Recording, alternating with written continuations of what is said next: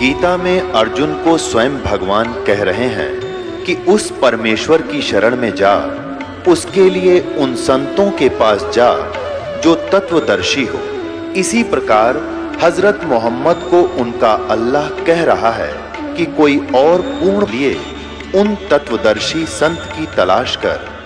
वो प्रभु कौन है, ये जानने के लिए कृपया अवश्य सुनिए जगत गुरु तत्वदर्शी संत रामपाल जी महाराज के अमृत वचन। हमारे को अभी तक ज्ञान कराया गया था स्वर्ग तक, स्वर्ग चले जाएंगे। स्वर्ग तो सबसे बड़ा धोखा हमारे साथ, और इन काल के व्यवस्था का वो रेस्टोरेंट है। हमारी पूंजी नष्ट होती है, उनको इनकम होती है। उस परमात्मा ने हमें याद दिलाया, तुम गलत स्थान पर रह रहे हो मेरे बच्चों। हम जब से भगवान से विछड़े हैं, वो भगवान भी दुखी और हम भी दुखी। बीच में एक शैतान का रोल आ गया, इस काल भगवान का। इसने हमें अपने परमात्मा से, अपने भगवान के विषय में कति अपरिचित कर दिए। अपने ही पुत्रों को भगवान सिद्ध कर दिया, या स्वयं भगवान बन बैठा और परमात्मा को भुला दिया। अब स्वयं उस परमात्मा को यहाँ आना पड़ता है हमारे को ये याद दिलाने के लिए कि तुम जहाँ रह रहे हो ये लोग ठीक नहीं। तब तक हम इस काल के द्वारा इतने मिसगाइड कर दिए जाते हैं, भ्रमित कर दिए जाते हैं कि फिर भगवान की बात हमारे समझ में आती नहीं। तो वो मालिक क्या कहते हैं, मैं रोवत हूँ सृष्टि को, सृष्टि रोवे मोहे, कह कबीर इस वियोग को समझ न सकता कोई। परमात्मा कहते हैं मैं रोवत हूं इस सृष्टि को, इनके लिए तड़फ रहा हूं, भटक रहा हूं, और ये मुझे रो रहे हैं, ढूंढ रहे हैं भगवान कहाँ मिला है। भगवान दयालु परमात्मा हमें सुख दे, हमारे पाप कटें, हमारे बच्चे ना मरे, हम ना मरे। चलो जब मरे जब तो मरे, पर बीच में ना मरे। और हम जिन पूजाओं को करते रहते हैं उनके करते करते हमारी खूब दुर्गति रहती है। मरना है मर भी जाते हैं, और जो होना है वो हो ही जाता है। तो परमात्मा कहते हैं मैं रोवत हूँ सृष्टि को, और ये सृष्टि रोवे मोहे, कहें कबीर इस वियोग को जो हमारे बीच में पर्दा डाल दिया, समझ नहीं सकता कोई। तो उसको समझाने के लिए परमात्मा ही आते स्वयं, क्योंकि वो हम उसकी आत्मा हैं, हम उसके बच्चे हैं। और अपनों का अपनों कोई दुख होता है नहीं, ये भगवान होता। और यहाँ क्या हालत हो रही है हमारी, फ्लड आता है तो मर जाओ, लाखों आदमी खत्म। भूकंप आता है तो सब कितने मर जाओ, लाख मरो, 2 लाख मरो, नो प्रॉब्लम। कहीं दुर्घटना होती है, ट्रेन की ट्रेन भिड़ जाती हैं, बसें की बसें खड्डों में गिर जाती हैं, 30-30, 40-40 व्यक्ति एट ए टाइम मर जाते हैं, जिसमें पूरे परिवार के परिवार भी होते हैं। और हम शेष बचे हुए फिर भूल भाल जाते हैं, फलाना मर गया, हाँ ऐसा ऐसे हो गया, उसके साथ ऐसे ऐसे हो गया, बस इससे आगे हम सोच नहीं पाते। क्योंकि हमारे ऊपर इस काल के इस माया का जबरदस्त असर है। कबीर ये माया अटपटी सब गट आन अड़ी, और किस किस न समझाऊं या कुएं भांग पड़ी। हम इतना सोच ही नहीं पाते, इतना गहराई से जाते नहीं। जिसके चोट लग गई उसको तो दुख है, बाकी तो औपचारिकता करने जाते हैं। 10 मिनट के बाद फिर पता नहीं राजनीति की बतलावे वहीं बैठ कर उनके द्वार में, और कोई और गप्पे मारने लग जाए। तो कहने का भाव ये है कि यहाँ से पीछा छुटवाओ इन दुखों को याद करके। अब वो समय आ गया है, तुम यहाँ से पीछा छुटवा सकते हो, आप मोक्ष प्राप्त कर सकते हो। उसके लिए सिंपल सा काम है,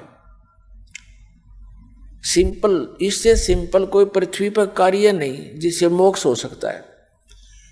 एक रोटी बनाते हैं बहन बेटियां, और 2-2, 3-3 टाइम बनाते हैं। उसमें कितना सांग जोड़ना पड़ता है, कितनी व्यवस्था करनी पड़ती है। कोई गैस लाओ, लकड़ी लाओ, चूल्हा बनाओ, प्रांत, थाली, चमटा, पलटा, प्लेट, कटोरी, गिलास, और कढ़ाई फ्राई पता नहीं क्या क्या इकट्ठा करना, और फिर सब्जी काटो और सारा साजवाज, आटा गूंदो, पीसो या पिसवा के लो। तो तब हम रोटी डेली बनावें और 3-3 बार बनाओ और अग्नि के आगे जलते रहें, और वो कंपलसरी ना खाओ तो मर जा। लेकिन जो और हानि हमें हो रही है उसका हमें ध्यान नहीं, क्योंकि हमें ज्ञान कराने वाला कोई मिला नहीं, दृढ़ता से कोई कहने वाला मिला नहीं। हमें तो सिर्फ फॉर्मेलिटी, औपचारिकता कभी सुन ली, भाई चल वहाँ जाते हैं साल में एक बार मत्था टेक आते हैं किसी इष्ट धाम पर, बस होगी पूजा। अपने आप कोई मंगलवार का व्रत रखा है, कोई शुक्रवार का रख लेते हैं, इस तरह की व्यवस्था। कोई गीता पढ़ लेता है, कोई कुरान पढ़ लेता है, कोई पुराण पढ़ लेता है, कोई गुरु ग्रंथ साहिब की वाणी पढ़ ली, बस अपने आप लग रहे हैं। तो परमात्मा कहते हैं गुरु बिन काहु न पाया ज्ञाना, जो थोथा वो छड़े मूड किसाना। गुरु बिन वेद पढ़े जो प्राणी, समझे अनुसार रहे अज्ञानी। गुरु बिन माला फेरते, गुरु बिन देते दान, गुरु बिन दोनों निष्फल हैं चाहे पूछो वेद पुराण। परमात्मा के इस विधान का नाजायज फायदा उठा लिया नकली गुरुओं ने। ये गुरु बन बैठे, हमें संतुष्टि होगी कि भी ठीक है गुरु होना चाहिए, गुरु बन गया, बस गुरु जी में हमें मिल गए, बस बात ठीक होगी, पूरी सब फॉर्मेलिटी पूरी होगी, गुरु जी होना चाहिए, गुरु जी हो गया। लेकिन ये भी साथ कहा कि नकली गुरुओं से कोई लाभ नहीं होना। तो इस प्रकार हम परमात्मा के विधान से अपरिचित होकर हम यहां भटक रहे हैं। परमात्मा पाना बहुत ही आसान है। अब जैसे कोई मजदूरी करता है, सुबह से लेकर शाम तक 8 बजे से लेकर 5 बजे तक अपना काम मजदूरी, मिट्टी डालता है, कस्सी बजाता है। किसान है, उसका तो कोई टाइम में कोई नहीं, सुबह 6 बजे चला जाता है, शाम में 8 बज जाते हैं, सारा दिन खेतों में। और दुकानदार है, सुबह जा बैठे 8 बजे, रात के 10 बज जा, सारा दिन वही अपना कितनी मेहनत करता है। ऐसे ही कर्मचारी अधिकारी समझो, सुबह जा बैठते हैं अपनी सीटों पर, सारा दिन करते रहते हैं काम, और किस लिए? 2 रोटी के लिए, बस, नथिंग एल्स। और उसके लिए इतना समय 8-9 घंटे कंपलसरी, और परमात्मा के लिए ऐसा सिंपल तरीका है परमात्मा पाने का। लेकिन इन नकली गुरुओं ने इसको जटिल बना दिया। किसी को हम देखा करते थे, बैठ जाता था दोना लाकर, चमटा गाड़ के, और बैठे रहू। हम सोचा भाई नो मिलता होगा भगवान, तो हमारी तो कलेजा का प्या करता, भाई इतनी कठिन परिश्रम हमसे नहीं हो सकता, बाल बच्चे नहीं छूट सकते। और फिर ये मेहनत तो कभी भी ना हुआ। कोई खड़ा होकर तप रहा है, कोई झरने में बैठ कर तप रहा है, कोई किसी तरह, कोई किस प्रकार की क्रियाएं करते हैं। तो फिर भी आत्मा परमात्मा के बिना रह नहीं सके थी। हम फिर अपनी कोई और अटकल ला करके थोड़ी बहुत मालिक के नाम की अवश्य कोई आड़ लिए बैठे थे। और परमात्मा पाना कितना सिंपल, एक पूरी रिहर्सल करके जाता परमात्मा। प्रत्येक युग में आते हैं, सतलोक से चलकर आते हैं, एक शिशु रूप धारण करते हैं। शिशु रूप धारण करके वो एक कमल के फूल पर, कमल का फूल जल के ऊपर होता है, जल के अंदर, उस पर विराजमान होते हैं। वहां से एक निसंतान दंपति उनको उठा ले जाते हैं। प्रत्येक युग में वो ऐसी लीला करते हैं।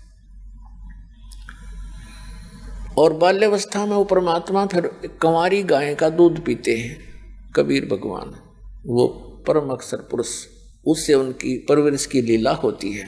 और फिर वो परमात्मा धीरे धीरे जैसे भी लीला में तरीके से बड़े होते हैं, तो फिर दैनिक कार्य जो एक जिस वर्ण में वो आते हैं वही वैसा ही कार्यक्रम करते हैं, और एक बिल्कुल सिंपल तरीके से रहते हैं।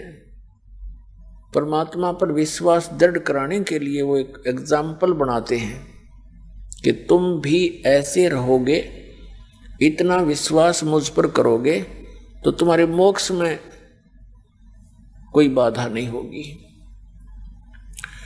अनंत करोड़ ब्रह्मांड का रचनहार, सबका धारण पोषण करने वाला समर्थ परमात्मा एक झोंपड़ी में रहा 120 वर्ष तक, काशी बनारस में। भारतवर्ष की इस पावन धरती पे, और कपड़ा बुनते थे, जुल्हे का काम करते थे और भक्ति भी करते थे। भक्ति करने का तात्पर्य हमें उदाहरण देते थे कि परमात्मा पाने के लिए ना घर छोड़कर जाने की आवश्यकता और ना कहीं धूने लगाने की आवश्यकता और ना ही किसी और प्रकार का कोई अटपट करने की आवश्यकता। एक नाम हो सच्चा, गुरु भी सच्चा हो, नाम भी सच्चा हो और शिष्य में भी दृढ़ता के साथ, विश्वास के साथ उसकी भक्ति हो, आराम तक पार हो सकते। नाम उठत नाम बैठत नाम सोवत जागबे, नाम खाते नाम पीते नाम सेती लागबे। अब क्या बताते हैं परमात्मा के मेरी प्राप्ति के लिए। परमात्मा की प्राप्ति का अर्थ ये नहीं होता कि भगवान यहाँ आए हुए थे, हम सबको प्राप्त थे, वो हमें मिला भी करते थे, लेकिन उन्होंने जो विधि बताई है स्थायी स्थान पर जाने की और वहाँ जाकर के परमात्मा प्राप्ति है, यानी परमात्मा से मिलने वाली सब राहत, सब सुविधाएं वहाँ मिलेंगी सतलोक में।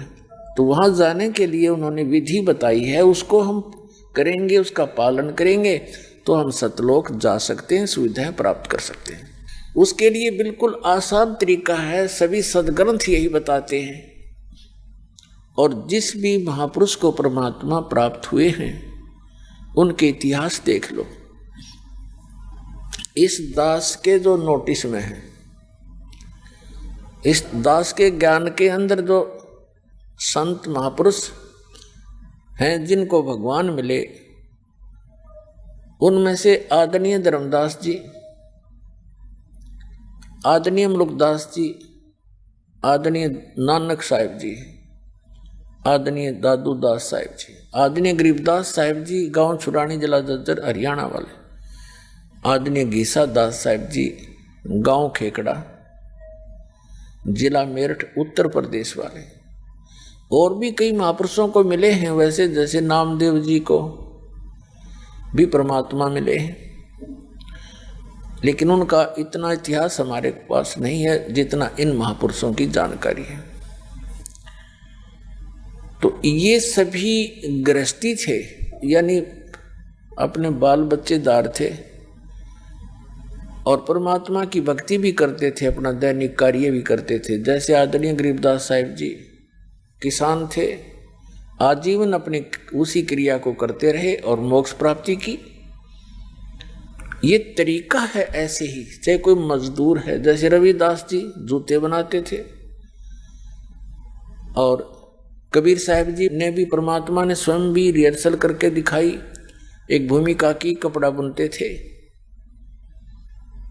और एक परिवार का पोषण भी करते थे। अपनी कोई संतान या माता पिता नहीं थे,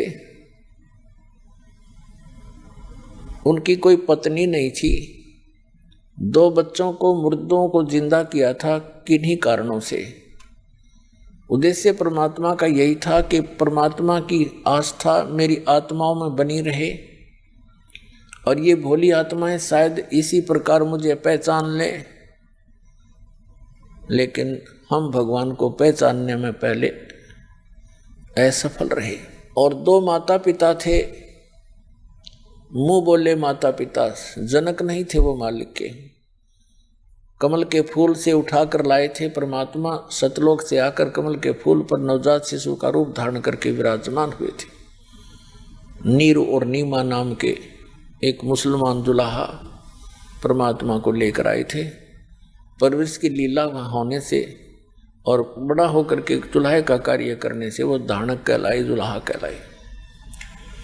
तो उस परमात्मा ने हमें ये रिहर्सल करके दिखाई है। यही वेद बताते हैं कि वो परमात्मा प्रत्येक युग में ऐसी लीला करता है, एक जन साधारण की तरह अपने हाथ से निर्वाह करके एक लीला करता है और साथ में वो अपने ज्ञान का उपदेश भी करता है। अच्छी आत्माओं को मिलता है, दृढ़ भक्तों को, और उनको अपने से परिचित कराता है, उपदेश देता है, ज्ञान सुनाता है। फिर वो महापुरुष उस परमात्मा की महिमा को आगे जन साधारण तक पहुंचाते हैं। परमात्मा कहते हैं, चारों युग में मेरे संत पुकारे, कूक कहा हम हेल रे, हीरे माणिक मोती बरसे, ये जग चुगता डेल रे। पर भी लेन जात है दुनिया, हमरा ज्ञान किने ना सुनिया।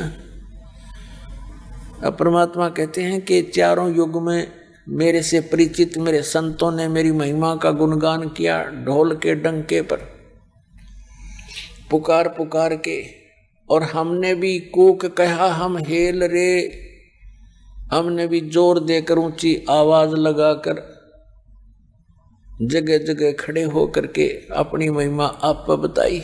आप आरती आप साजे, आप किंगर आप बाजे, अपनी महिमा आप सुनाऊं। परमात्मा कहते हैं और तो कोई परिचित नहीं। वेद भी इस बात का प्रमाण करते हैं कि वो परमात्मा स्वयं ही आकर के अपनी जानकारी ठीक ठीक देता, अपने द्वारा रची सृष्टि की।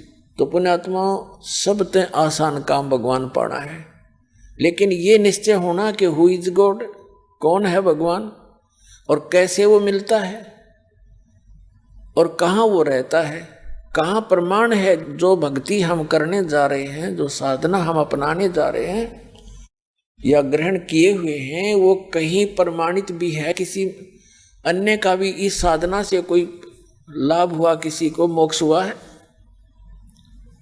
तो ये सब हमें अब ध्यान से बहुत ही विचार करना पड़ेगा, तब हम इस मार्ग पर सफल होंगे। अभी तक जो भी संत हैं अपनी अपनी डफली अपना अपना राग पीट रहे हैं। अब भोली आत्मा श्रद्धालु तो एक जैसे रोगी डॉक्टर के पास जाता है, बड़े बोर्ड को देखकर वो निश्चिंत होकर उसके बैठ जाता है सामने, जो वो ट्रीटमेंट लिख देता है वो शहर से उसको लेकर के घर आ जाता है और उसको खाता है, उस टेबलेट्स को, गोलियों को, औषधि को, फिर मरे या जीवे। अब उसको ये तो शंका हो ही नहीं सकती कि सामने बैठा ये डॉक्टर नहीं है। तो पुण्यात्माओं, अन्य क्षेत्र में मानव ने खूब तरक्की कर ली, डॉक्टर भी बढ़िया बन गए, इंजीनियर भी बन गए, और भी अच्छे अधिकारी भी बन गए, लेकिन इस अध्यात्म मार्ग में हमारा सतर्कतीजों का तो जमीन से के अंदर घुसा हुआ है, ऊपर भी नहीं थोड़ा बहुत। इन अज्ञानी ऋषि महर्षि संतों ने बैठा बैठा रखे। इसका कारण क्या रहा है कि हम शिक्षित नहीं थे, हम इन पर विश्वास किया करते थे, इन अज्ञानियों पे। अब जैसे ईसा मसीह जी ने कहा था कि जिनको तुम अपने गुरु मानते हो ये तुम्हारे शत्रु हैं, इनको तुम भेड़ समझते हो ये भेड़िया हैं। भेड़ का तात्पर्य होता है कि बिल्कुल एक शरीफ सी पशु, ना कोई हानि कर सकती, ना उसके सींग होते। इनको तुम भेड़ समझते हो ये भेड़िया हैं, क्योंकि तुम्हारे घरों पर आते हैं, बड़े प्यार से बोलते हैं, तुम उनके चरण धो धो पीते हो, जो वो कह देते हैं करबद्ध खड़े रहते हो, क्योंकि एक परमात्मा के पाने के लिए ये आवश्यक क्रियाएं हैं जो आप उन नकलियों के साथ करते हो। तो तुम्हें वो बहुत शरीफ नजर आते हैं, प्यार से बोलते हैं, क्योंकि उनका उल्लू सीधा हो रहा है, उनको दक्षिणा मिल रही है। लेकिन ये भेड़िए हैं। भेड़िया क्यों है? क्योंकि आपके जीवन को ये खा रहे हैं, आपके अनमोल जीवन को बर्बाद कर रहे हैं। और इन सत्य वचनों के बोलने का उनको कैसा परिणाम भोगना पड़ा कि उनको क्रश कर दिया गया, कीले गार्ड के हाथ और पैरों में उनको तड़फा तड़फा के मारा गया। उन दुष्ट लोगों, उन दुष्ट गुरुओं के द्वारा जिनकी रोजी रोटी आड़े आ गई, उनको जनता से कुछ लेना देना नहीं था। तो पुण्यात्मा, उस समय तो जनता शिक्षित थी नहीं। आज से 600 वर्ष पहले परमात्मा कबीर परमात्मा आए थे, मालिक एक जुल्हा रूप में, एक गरीब सा व्यक्ति। और पुण्यात्मा, हमारा एक नेचर है, स्वभाव है कि गरीब आदमी ने कोई धमका दे, कोई खुरका दे, कोई कैसा व्यवहार कर दे उसके साथ। और उस अतिथि में रहकर उस मालिक ने सबके छक्के छुड़ा दिए। एक गरीब आदमी की भूमिका करते हुए सभी ऋषि महर्षियों के सामने खड़े हो जाते थे, डट कर उनको कहते थे तुम झूठ बोलते हो, तुम्हारा ज्ञान ठीक नहीं है, तुम भ्रमित कर रहे हो, निकाल के देखो उस पुराण को, निकाल के देखो उस वेद को। तो वो नकलियों ने मानना तो था नहीं, क्योंकि उनको ज्ञान नहीं था, ये पता नहीं था कि भगवान है। आंखों देखकर भी वो उसको समझ नहीं सके और ना ही जनता तक सच्चाई जाने दी। तो उसके प्रतिफल में परमात्मा के साथ कैसे जुल्म गुजारे उन लोगों ने। अपने ही भगवान के, अपने पिता के विरोधी हमें बना दिया और उस परमात्मा को हम अपना दुश्मन मानकर उसके साथ बदव्यवहार करने लगे। उबलते हुए सरसों के तेल के कढ़ाई में डाल दिया गया, कहा इसकी हम परीक्षा लेंगे। उसके अंदर परमात्मा स्वयं ही विराजमान होगी कि तुम कष्ट क्यों उठाओ, मैं बैठ जाता हूं। तेल ऐसे उबल रहा है जैसे चाय उबला करे और मालिक बैठे आराम से। अपने आत्माओं, सिकंदर लोधी दिल्ली का बादशाह था, बैलोल लोधी का पुत्र, वो परमात्मा से बहुत कुछ परिचित हो चुका था, लेकिन दुर्भाग्य था उसका, वो दृढ़ नहीं था। थोड़ा सा विरोध जनता का देखते हुए फिसल जाता था। उसने देखा कि शेख तकी नामक एक धार्मिक पीर था, वही ये जुल्म कर रहा था, साथ में हिंदुओं के गुरु लोग भी उसका सहयोग दे रहे थे। शेख तकी ने कहा कि राजन, इस कबीर ने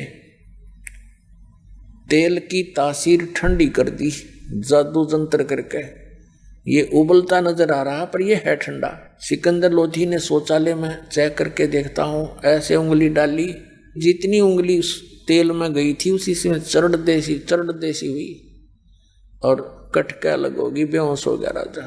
परमात्मा बाहर आए, तेल से निकलाई नो के नो, जड़ते हुए तेल से ही, और सिकंदर लोधी के वहां उपचार के लिए बहुत से वैद्य भी भागे आए, दौड़े आए, फर्स्ट एड करी, होश आस में लाए, छीटे छाटे मार के वो फिर बेहोश हो गया, क्योंकि पीड़ा घनी, उंगली कट गई जड़ के। तो परमात्मा ने उस उंगली को ही पूरा कर दिया, ऐसे पकड़ के जो खींच दी, ऐसे कर दी, उंगली पूरी होगी तो वह पीड़ा खत्म हुई। ऐसी बहुत सी ऐसी लीलाएं हैं जो परमात्मा के साथ इन लोगों ने ऐसी दुष्टता की, लेकिन वो परमात्मा थे, भगवान थे, हैं और पहले भी थे और आगे भी रहेंगे, वही है मालिक सब कुछ। तो उस समय परमात्मा की बातों को, कबीर परमेश्वर की ज्ञान को, सच्चे ज्ञान को हम नहीं ग्रहण कर पाए, क्योंकि हम बालक थे, अशिक्षित थे। अब उसके बाद वो सेवा इस दास को दी है परमात्मा ने। जिस दिन से सन 1994 में दास को आदेश हुआ था मेरे पूज्य गुरुदेव जी के द्वारा कि बेटा तू नाम दिया कर, दीक्षा दिया कर, सत्संग करा कर, तो उसी दिन से मेरे एकदम शरीर में पसीना आ गया, क्योंकि दास इस बात के लिए तैयार भी नहीं था, कभी सोची भी नहीं थी, चाही भी नहीं थी। दास तो भक्तों को प्रेरणा करके समझा के गुरु जी से उपदेश दिलाया करता था। उनकी आयु उस समय लगभग 105-6 वर्ष की हो चुकी थी। तो दास को आदेश दे दिया अचानक कि आज के बाद तू गुरु होगा। सभी संगत से कह दिया था कि जो इसको गुरु नहीं मानेगा मेरा कुछ नहीं होगा। और एकदम मेरी सतिथि देखकर वो समझ गए कि ये एकदम घबरा गया। सोचा भी नहीं था, मेरे से पहले तो बड़े सीनियर बने फिरे थे, वो भी थे वहां पर।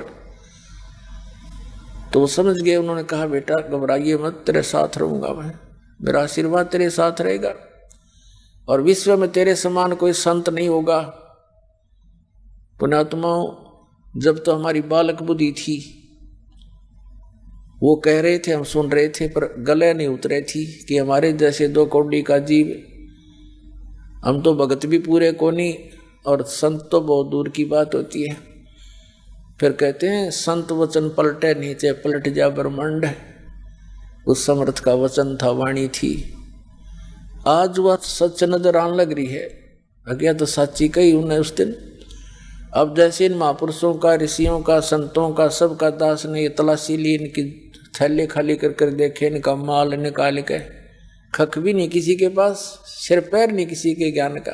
दास किसी योग्य नहीं था, लेकिन परमात्मा की वाणी है, गुरु मेहर करे तो कागा से हंस बना दे। गुरु मेहर कर जब कागा से हंस बना दे। हम तो काग से हंस बनाए दाता ने, और अब सेवा दे दी उसके बच्चों को परमात्मा से परिचित कराऊं। कहते हैं आत्म प्राण उद्धार ही ऐसा धर्म नहीं, और इस जीव का कल्याण करवा दे, इससे बड़ा पृथ्वी पर कोई पुण्य नहीं है।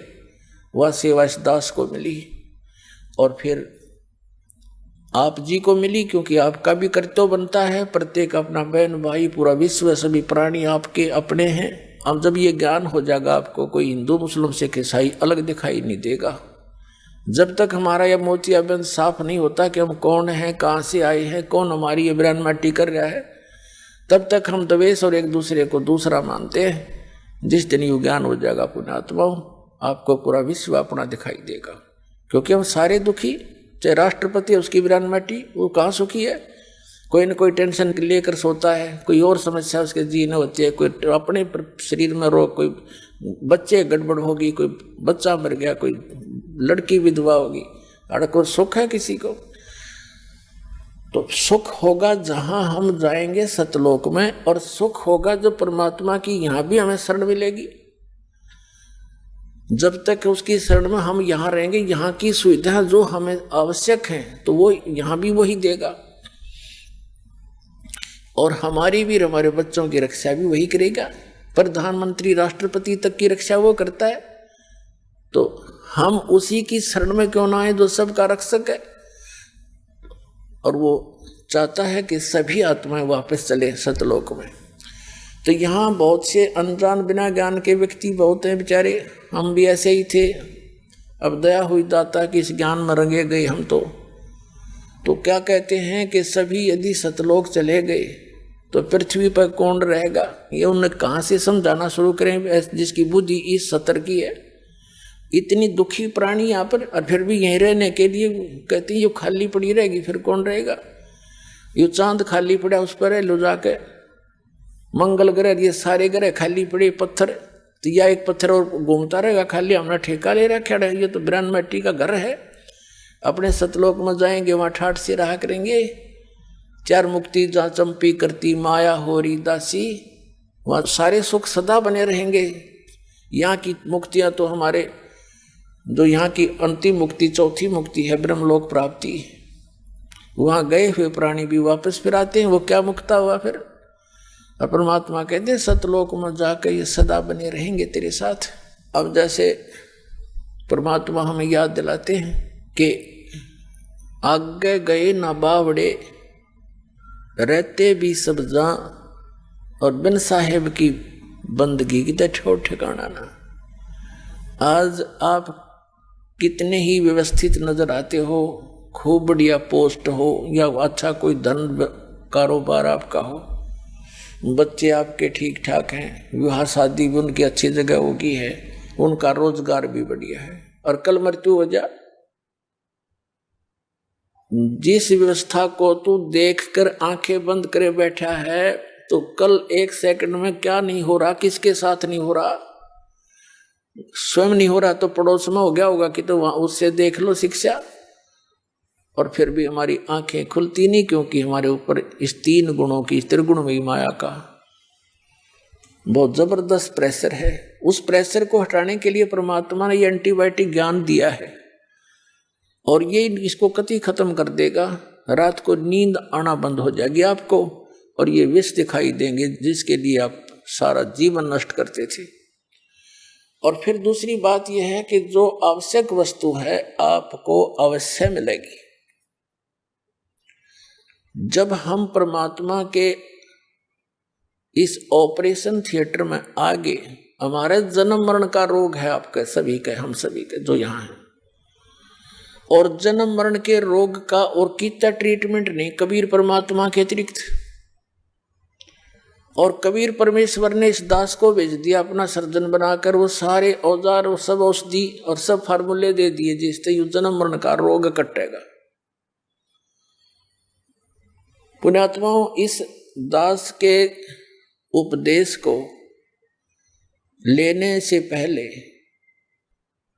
हम कोशिश करते हैं कि पहले ज्ञान दें, चाहे पुस्तक के माध्यम से या सीडी के माध्यम से।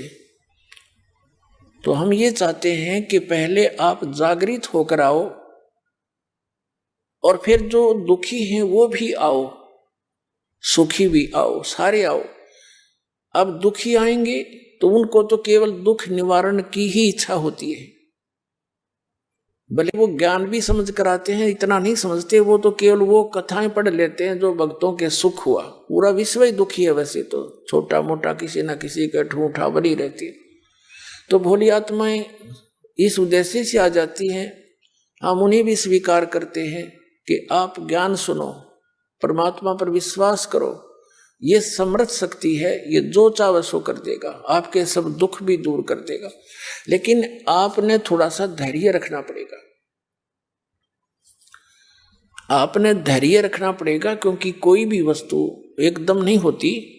परमात्मा इसके लिए कहते हैं कबीर जी, धीरे धीरे रे मना धीरे सब कुछ हो, और माली सींचे सौ गड़ा समय आए फल हो। जैसे एक आम का पौधा बोता है, लगाता कोई भी लगा लो, चाहे जैसे परमात्मा ने माली का उदाहरण दिया है, तो उसकी सिंचाई करता है, सैकड़ों घड़े पानी के सिंचाई करता है उसमें, जब तक वो बड़ा होता है। और जब वो बड़ा हो जाता है उसमें 2, 3, 4, 5, पहले तो 10-10 वर्ष लग जाते थे। तो बड़ा होने के बाद फिर देखना उसका रंग, वो उसका सुख, इतने फल लगेंगे, आप भी खा लोगे, पड़ोसी भी तोड़ ले जाएंगे, रिश्तेदारों के भी पहुंचा दोगे तो भी खत्म ना हो। तो ये वास्तविक भक्ति रूपी पौधा अब आपको मिला है। अब इसकी सिंचाई शुरू करो, यानी इसकी जो साधना बताई है दास ने, यह पूजा शुरू करो और थोड़ा समय दो मालिक को। वैसे तो ये जो चाहे सो कर सकता है। ये समर्थ जब 600 वर्ष पहले आए थे कबीर भगवान, 64 लाख शिष्य हो गए थे कबीर परमात्मा के, 64 लाख शिष्य। और उस समय भारतवर्ष की कितनी आबादी होगी, उसमें 4 करोड़ के लगभग आबादी होगी आज से 600 वर्ष पहले पूरे भारतवर्ष की। और भारतवर्ष कितना था, अफगानिस्तान, पश्चिमी पाकिस्तान, बलोचिस्तान और इराक, ईरान, गढ़, गजनी, ये यहाँ तक, और पश्चिमी पाकिस्तान और पूर्वी पाकिस्तान, ये सारा कुछ भारतवर्ष के अंदर था। और सब मिलाकर के मुश्किल से 4 करोड़ आबादी होगी जनसंख्या। और उस समय 64 लाख से हो जाना, ना कोई मीडिया था, ना कोई स्पीकर, लाउड स्पीकर थे, ना कोई बुक का साधन था, सब अशिक्षित थे। वो कैसे किया करते थे, परमात्मा कहीं जाकर के खड़े हो जाते थे बीच बाजार में और एक इकतारा लेकर सुरीली आवाज से अपनी वाणी बोलनी शुरू कर देते थे। अब हमारी आदत है, कहीं कोई विशेष सी आवाज आती है, कोई बाजा वगैरह बजता है, तो हम उधर अवश्य आकर्षित होते हैं।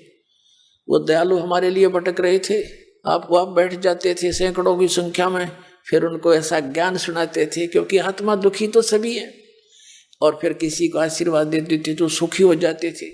यानी इतने सुखी कर दिए, पर वो फेल हो गए सारे। वो सिर्फ झाड़ा लवाना आने लग गए मालिक के पास। दुखी हुए, दूसरे को बुला ले, हजर तो भी चाल उड़े, गुरु जी जाते ठीक कर दे। अपनात्माओं, जिस कारण से वो परमात्मा वेल नोन हो गए कि भी ऐसा संत नहीं, लेकिन आदत ये बन गई, उन्हें ज्ञान नहीं सुना और आशीर्वाद ले मालिक को, तो समर्थ थे। और हम उनके बच्चे, उनको उनसे दुख हमारा देखा नहीं जाता। अपने बच्चे का दुख पिता माता नहीं देख सकते, जहां तक उनकी शक्ति होगी, संभव होगा, वो दुख रहने नहीं दे उनका। और वो तो सक्षम थे। तो इस प्रकार उस परमात्मा ने ना जाने कितने को सुख दिया, 64 लाख चेले बन गए। और बाद में फिर एक पे छोड़ मारी थी उनको, एक परखी मारी थी, एक भी ना पाया। क्योंकि वो ज्ञान ग्रहण नहीं कर रहे थे, वो केवल स्वार्थवश सुखों की प्राप्ति के लिए ही लगे हुए थे। तो पुण्यात्माओं, आपको दास ने, परमात्मा कबीर जी ने जब ये ज्ञान स्टार्ट किया ही था, ऐसे अब भी हो रहे हैं सबको, ऐसे सुख तो अब भी होंगे और होते रहेंगे। ऐसे ऐसे लीला की दाता ने, क्योंकि पहले ज्ञान नहीं मान रहे थे। सन 1994 से दास सत्संग कर रहा था गांव गांव में। अक्षेत्र ज्यादा गांव का कवर किया हमने, क्योंकि हम गांव के रहने वाले थे। तो वहां क्या करते, ऐसे ऐसे सुख दिए, वह सोच भी नहीं सकते कि भगवान ऐसा करता है, और काफी संख्या में लग गए। अब क्या होता, 4-5 सुख मालिक ने लगातार दे दिए ताकि ये मेरे तरफ दृढ़ हो, और एक ना हुए, बताओ, और वो आवश्यक ना हो, उसी में दिल टूट गया। नो क्योंकि मैंने फायदा होया मेरे, वो जा बैठा, फिर वही माता का धोकन, वही जहां जाया करता वहीं फिर धक्के खाने लग गया। तो कहने का भाव दास का ये है कि यहां आने से पहले आप पहले तो हमारा उद्देश्य समझो और फिर अपना समझो। यहां आने के बाद सुख तो आपको होगा ही होगा, इसमें तो दो राय है ही नहीं, क्योंकि ये समर्थ है, लेकिन वो अपने हिसाब से करेगा। आप यहां आओगे, राहत मिलेगी, फिर आप बैठकर सत्संग सुनोगे। जिनको ऐसा ऐसा कष्ट था, सब फेल हो लिए थे, डॉक्टर भी, झाड़े झपटे भी, संत महंत भी, सब जगह, और यहाँ आते मालिक ने दया कर दी। यह तो होना ही है आपका, लेकिन होगा जब आप पूर्ण रूप से विश्वास कर लोगे। तो इसलिए दास पहले आपको ज्ञान से परिपक्व करना चाहता है। ज्ञान होने के बाद फिर कोई एकाध, मान लीजिए कोई नहीं भी होता है कार्य, और वो ना होने का कारण भी मालिक ही जानता है कि वो होने से आपको हानि है या लाभ है, तो फिर इस तरह आपने इस परमात्मा के ज्ञान को ग्रहण करके तब इस मार्ग पर चलना है। तो दास जो कहना चाह है, सारा कुछ भूमिका बना के कि यहाँ भक्त आवे, हमारे ज्ञान के उद्देश्य को समझे। ये जो जिसके लिए आप आए हो, तो ये तो भूल जाओ, ये तो आपको बिना मांगे मिलेंगे। ये हमारा यहाँ जो आप मांगने आते हो, वो तो हमारा वो जनरल स्टोर भी नहीं है, ये तो हम आपके लिए रखते हैं, क्योंकि यहाँ पर सब सुविधाएं आपको देनी पड़ेंगी, तभी आप परमात्मा को पहचान पाओगे। उस दयालु ने ऐसी भी दया कर रखी है। जैसे हमारा जो मूल उद्देश्य है, आपके जन्म और मरण के रोग का नाश करना है।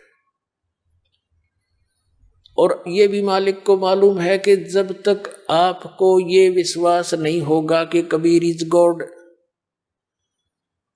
ये ज्ञान से, तो भी आप इस मार्ग पर सफल नहीं हो सकते। तीसरा, दाता को यह भी मालूम है कि कितना ज्ञान सुना लें, जब तक कोई जो कांटा नहीं निकलेगा, इतने आवाज सुहावे नहीं। परमात्मा है, वो सब जानते हैं मेरे बच्चों को किस चीज की आवश्यकता है। तो आपके जो पाप रूपी कष्ट ये कांटे हैं, ये तो वो निकालेगा। उनके निकले बिना आपका विश्वास नहीं हो सकता कि भगवान है। नहीं तो कितने गीत गा लें हम, कितने प्रमाण दिखा लें, आपका कति विश्वास ना हो, तो वो परमात्मा वो भी विश्वास कराएगा आपको सुख भी देगा। लेकिन इन संसारिक सुखों के ही डिमांड के लिए, इनकी ही इच्छा के लिए आपने केवल इसीलिए ये नाम ग्रहण नहीं करना चाहिए। दास का कहने का तात्पर्य है। फिर जब आप इस मार्ग पर लग गए,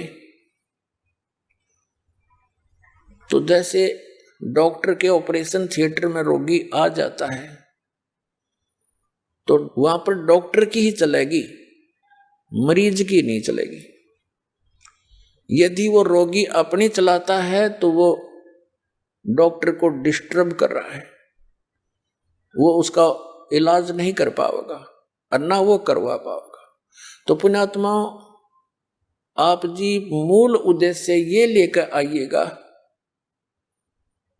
कि हम कितने दिनों से यहाँ धक्के खा रहे हैं, भटक रहे हैं, और आप क्या मांग लोगे किसी का पुत्र नहीं है तो पुत्र मांगने आओगे, निर्धन है वो धन मांगने आएगा, रोगी है वो सवा सत्य मांगने आएगा। अब परमात्मा कहते हैं ये जो तुम मांगने आओगे ये ऐसी विधि बताएंगे हम, ये तुम्हें पहले मिलेंगी, ये तो मिलेंगी ही मिलेंगी, ये समझ लेना। जैसे किसान गेहूं बीजता है तो गेहूं बीजता है, उसका उद्देश्य गेहूं से तूड़ा बनाना नहीं होता। गेहूं बीजने का उद्देश्य उसका चारा भूस प्राप्ति नहीं होता। उसका उद्देश्य होता है कि मेरे बच्चे भूखे ना मरे, मुझे गेहूं प्राप्त हो, अन्न प्राप्त हो। और गेहूं बीजा जाता है तो भूस उसके साथ होता है, वो तो पहले बनेगा, भूस तो बनेगा ही बनेगा उसमें। तो कहने का भाव ये है कि जो वस्तु आप मांगने आते हो वो तो है भूस, और जो हम देना चाहते हैं वो है कणक, आपकी जीवन रक्षा। आइए अब हम उन श्रद्धालुओं के अनुभव जानते हैं जो जगत गुरु तत्वदर्शी संत रामपाल जी महाराज जी से दीक्षा प्राप्त कर चुके हैं तथा उनके द्वारा बताए गए भक्ति मार्ग पर चल रहे हैं। जी नमस्कार। नमस्कार सर। क्या नाम है जी आपका? मेरा नाम अलका भारद्वाज है। अलका जी, आप कहाँ से आए हैं? मैं दिलशाद गार्डन दिल्ली से हूँ। संत रामपाल जी महाराज से नाम दीक्षा लेने से पहले आपने क्या क्या साधनाएं की हैं? जी मैं संत रामपाल जी महाराज जी से जुड़ने से पहले मैं सारी ही भक्ति साधना करती थी। जैसे मैं 20 साल तक तो सतपाल जी महाराज जी से जुड़ी हुई थी और मुझे बचपन से ही परमात्मा की खोज थी। मेरा पूरा परिवार आध्यात्मिकता से जुड़ा हुआ था, तो मेरे पिताजी मेरी मम्मी जी से मुझे सत्संग में लेकर जाया करते थे। तो मेरे शुरू से ही परमात्मा की खोज में मैं लगी रही थी, क्योंकि जब मैं छोटी थी तो मैं अपने आप से ही पूछती थी कि मेरा जन्म क्यों हुआ है, मैं क्यों पैदा हुई हूँ यहाँ पे। तो सारे सब ये तो मेरा माता पिता ने मेरा नाम रख दिया है, मेरा नाम अलका रख दिया, लेकिन मेरा वास्तविक नाम क्या है। तो मैं अपने मम्मी से भी मैं पूछा करती थी, मम्मी मुझे मंदिर ले जाया करती थी, तो मैं मंदिर में भी जाकर मतलब पूजा करती थी। तो मेरे मन में ये प्रश्न रहता था कि हम लोग जैसे श्री गणेश चतुर्थी आती थी तो गणेश जी की पूजा करते थे, शिवरात्रि आती थी तो शिव जी की पूजा करते थे, दुर्गा जी की नवरात्रे आते थे तो दुर्गा जी की। तो मैं मम्मी से ही पूछा करती थी, मम्मी कि हमें किन की पूजा करनी चाहिए, मतलब हमारे कोई तो मतलब हम अगर किसी मुश्किल में हो, जब हम मर रहे हो, तब हम किसको याद करें, मतलब किस भगवान को याद करें। तब मम्मी यही कहती थी कि सबका एक इष्ट देव होता है। तो ये बात सुनकर मैंने विष्णु भगवान जी को, मतलब क्योंकि मुझे विष्णु भगवान जी की सत्यनारायण की कथा वगैरह सुनना बहुत अच्छा लगता था, तो मैंने मन में ये माना कि मैं विष्णु भगवान जी की पूजा, मतलब वो मेरे इष्ट हैं। इसके अलावा जो मैं सत्संग में जाया करती थी, सत्संग में मुझे जो है काफ़ी सारे महात्मा भाई जैसे सतपाल जी महाराज जी के यहाँ पर होते थे, तो वो सत्संग सुनाते थे। मैं बड़े ध्यान से सत्संग सुना करती थी और मैं इस कदर सत्संग में डूब जाया करती थी कि जैसे कभी कभी महात्मा जी या बाई जी नहीं आते थे तो मैं ही सत्संग सुना दिया करती थी। लेकिन मेरे धीरे धीरे परमात्मा की खोज इतनी ज़्यादा तीव्र हो गई कि मेरे जो प्रश्न थे वो मेरे मन में से आते थे। जैसे कि सबसे पहली चीज़ ये थी जो मैंने धर्म ग्रंथों में भी पढ़ी थी कि मोक्ष, मैंने एक वर्ड पढ़ा था कि मोक्ष क्या होता है। जी मोक्ष का मतलब, क्योंकि मैंने धर्म ग्रंथों में भी पढ़ा था कि मोक्ष, मैंने कई जगह ये वर्ड था कि मोक्ष हुआ उनको, वो उन्होंने परम गति को प्राप्त किया। तो मैं यही मम्मी से पूछा करती थी, मम्मी मोक्ष का मतलब तो जन्म मृत्यु के बंधन से मुक्ति होता है, तो फिर मोक्ष क्यों नहीं मिलता। जैसे जैसे मैंने ध्रुव प्रहलाद की कहानियाँ, मीराबाई जी की कहानियाँ, सब में कहानियाँ पढ़ती थी, तो सब में मतलब मुझे ये होता था कि मोक्ष किसी को भी प्राप्त नहीं होता था। तो मैं मम्मी से ही कहती थी, मम्मी अगर श्री रामचंद्र जी को भी, श्री कृष्ण भगवान को भी अपने अपने कर्मों का फल भोगना पड़ा, तो फिर उनका मोक्ष कैसे हुआ। तो इसके अलावा जो मेरा दूसरा प्रश्न ये था, वो ये था, मैं महात्मा बाइयों से भी पूछा करती थी। मैं श्री रविशंकर जी महाराज हैं, उनके भी मैं सत्संगों में जाया करती थी, क्योंकि मेरे जो खोज थी वो मेरी पूरी नहीं हो पा रही थी। हालांकि मेरा डेडिकेशन बहुत था, मैं जो भी मतलब भजन गाना या सत्संग करना जो भी मैं करती थी बड़े मन से करती थी। अलका जी, आपकी शुरू से ही परमात्मा को प्राप्त करने की चाह थी, परमात्मा की खोज में आप निकले हुए थे, तो आपकी जो खोज थी परमात्मा पाने की वो कैसे पूरी हुई?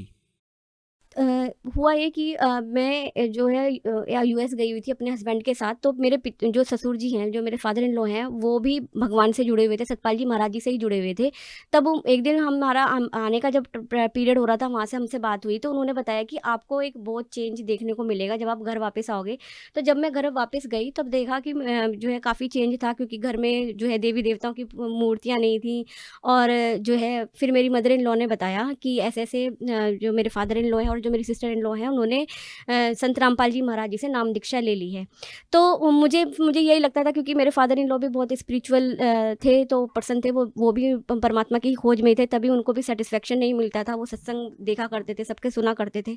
तो मुझे लगा कि भाई ऐसा क्या खास चीज़ है कि इन्होंने जो है इतने सालों से सतपाल जी महाराज जी के से नाम दीक्षा ली हुई थी, और उन्हीं की वजह से मेरी शादी भी उस घर में मतलब कि हुई। तो मैं यही सोचती थी कि क्या मतलब वजह रही होगी कि इन्होंने नाम जो है संत रामपाल जी महाराज जी से ले लिया। तो मेरी सिस्टर इन लॉ ने मुझसे बोला कि भाभी आप एक बार ये किताब पढ़ के देखिए, ये ज्ञान गंगा बुक है, इसमें जो आपके क्वेश्चंस हैं जिनको आप, क्योंकि मैं अपनी सिस्टर इन लॉ से भी डिस्कस किया करती थी, तो वो कहती थी जो आपके क्वेश्चंस रहे हैं ना हमेशा, इसमें आपको सब मिल जाएंगे।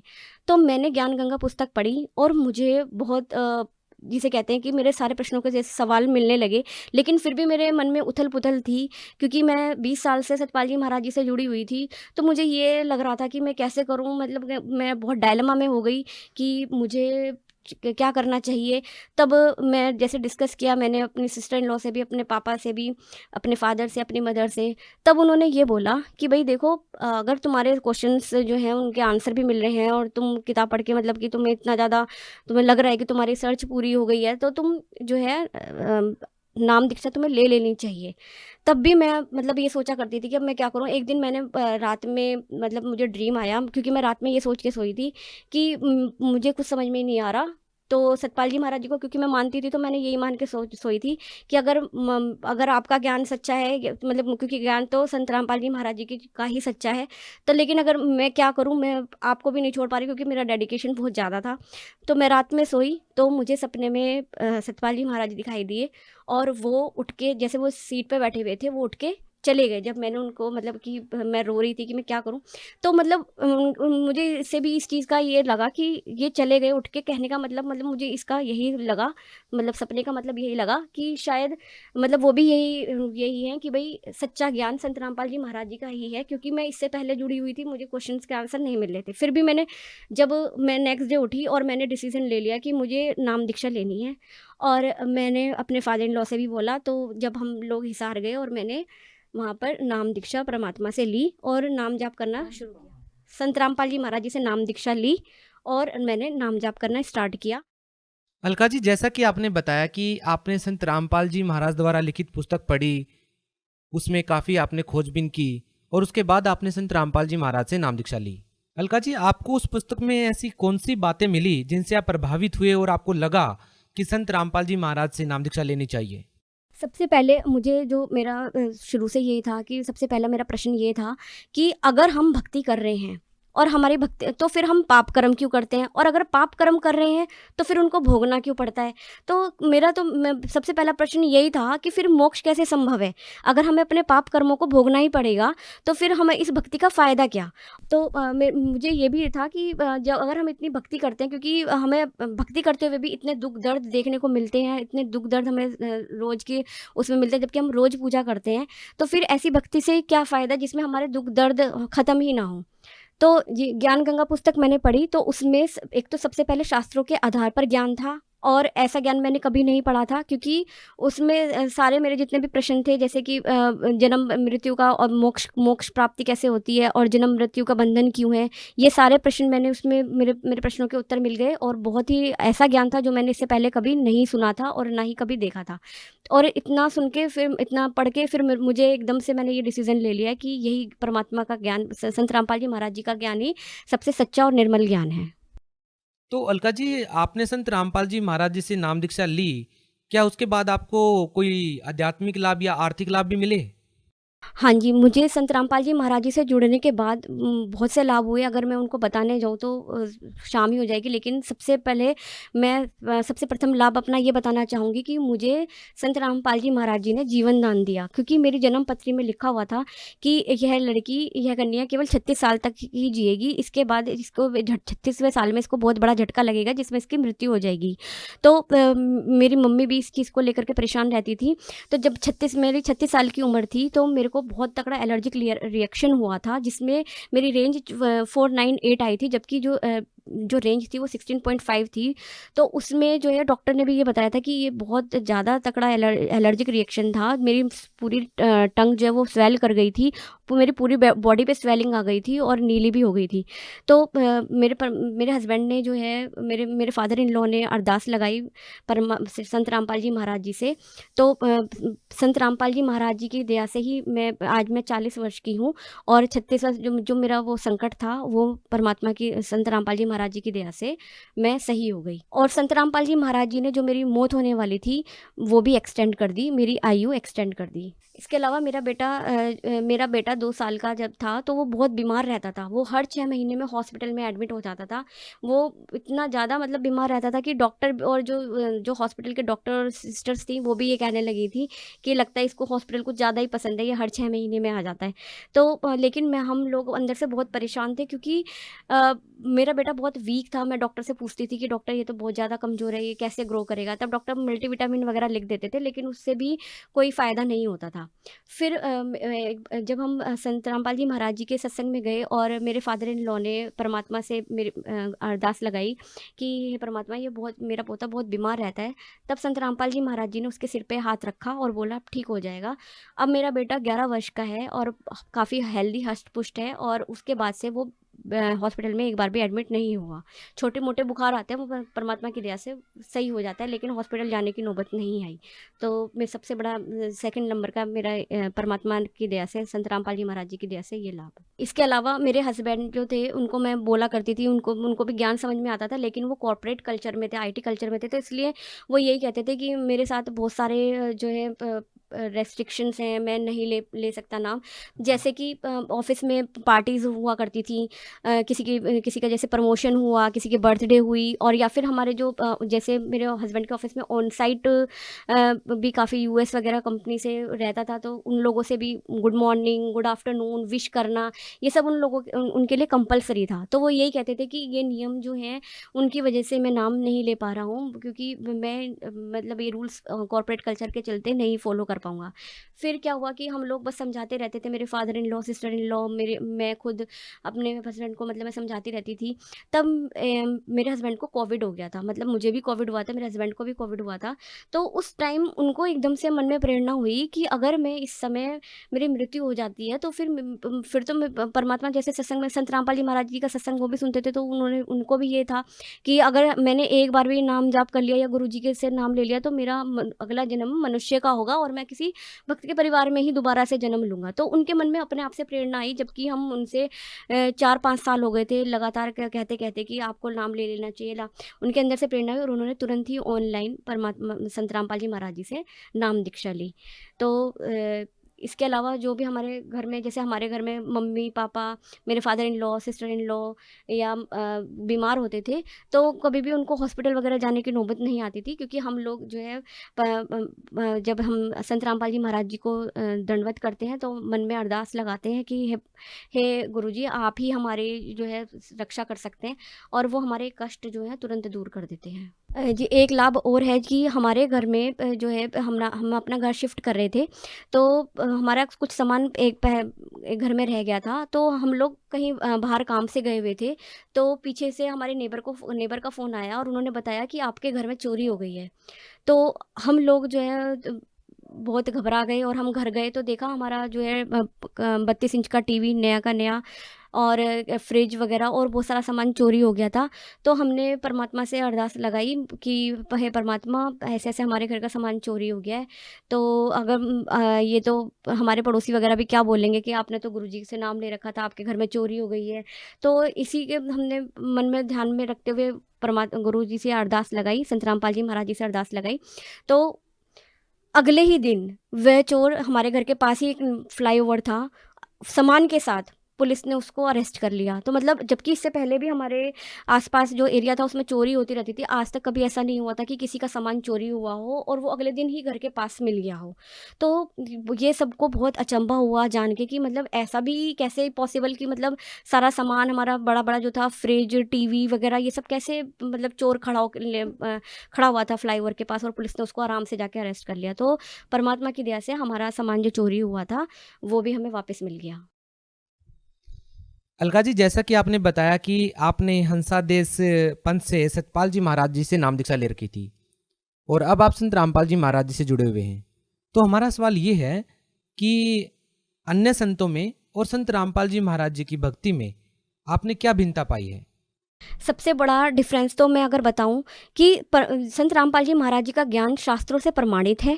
और ये क्योंकि मैंने ग्रंथ भी पढ़े हैं, मैंने दुर्गा सप्तशती, रामायण, गीता जी, सब से श्रीमद् भागवत गीता, मैंने सबका अध्ययन किया और अध्ययन किया हुआ था। तो जैसे ही मैंने संत रामपाल जी महाराज जी का सत्संग सुना, एकदम से मेरे माइंड में मुझे यह रियलाइज़ हो गया कि पूरी धरती पर जो ऐसा ज्ञान, ऐसा निर्मल ज्ञान जो कि शास्त्रों से प्रमाणित है, संत रामपाल जी महाराज जी के पास ही है। दूसरा जो सबसे बड़ी चीज़ थी वो थी नियम।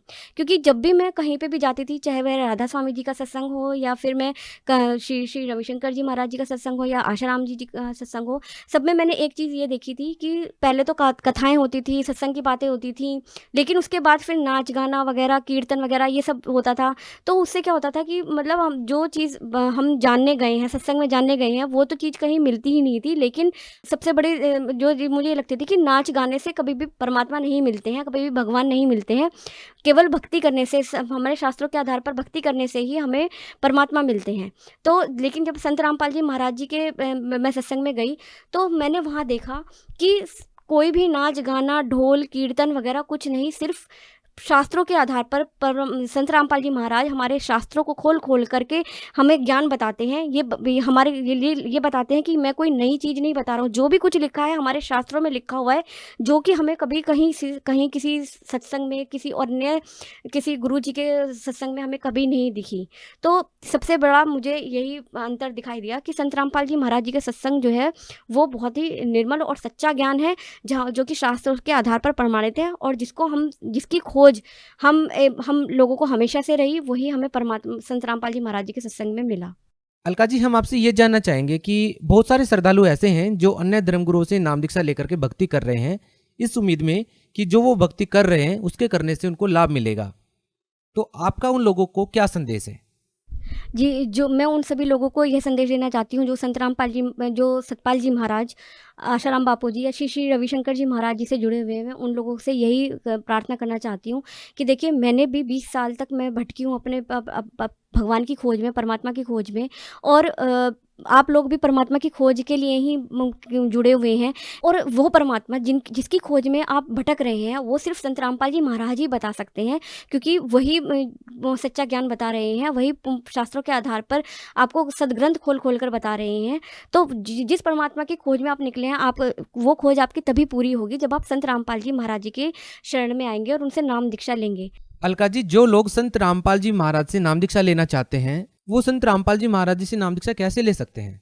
जी, वैसे तो देखिए, आज पढ़ा लिखा समाज है, सबके पास एंड्रॉयड फ़ोन भी है, सबके पास जो है गूगल और यूट्यूब वगैरह सभी इजीली अप्रोचेबल है। तो मैं सबसे पहले ये प्रार्थना करूँगी कि आप फेसबुक, इंस्टाग्राम या फिर आप गूगल पे भी www.jagatgurusantramapaljimaharaj.org को आप सर्च कर सकते हैं। उसमें गुरु जी के सत्संग आते हैं, संत रामपाल जी महाराज जी के सत्संग आते हैं। आप उन सत्संगों को सुन सकते हैं और मिलान भी कर सकते हैं अपनी जो आप भक्ति कर रहे हैं उससे भी आप कंपैरिजन करके ज्ञान को अपना पुष्टि कर सकते हैं। तो इसके अलावा ये सत्संग के नीचे जो रेड पट्टी पे नंबर आ रहे हैं, आप उस नंबर पर फ़ोन करके अपने ज़िला में ही संपर्क करके नाम दीक्षा ले सकते हैं। जी, बहुत बहुत धन्यवाद। धन्यवाद।